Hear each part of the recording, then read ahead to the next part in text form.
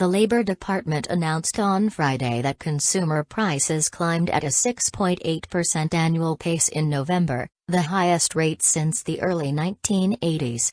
Increases in the price of energy, food, and automobiles drove the monthly increase to 0.8%, which was broadly in line with predictions. The Consumer Price Index increased 0.9% last month, bringing the yearly increase to 6.2%. The cost of electricity alone increased by 33.3% in the last year, contributing significantly to the overall price increase.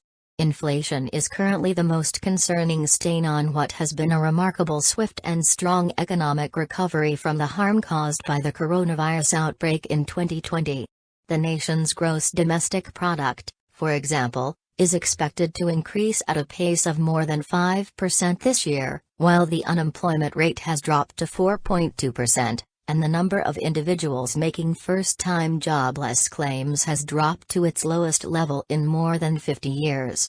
However, the breadth of price rises has startled analysts, and inflation is now considered as more persistent, having spread beyond used vehicles and energy to include everyday things like food, housing, and clothing.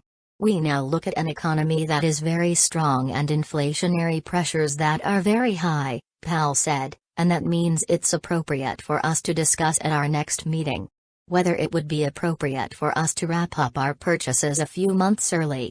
The Fed announced last month that it would start withdrawing some of the $120 billion per month it has been spending to buy treasuries and mortgage-backed securities.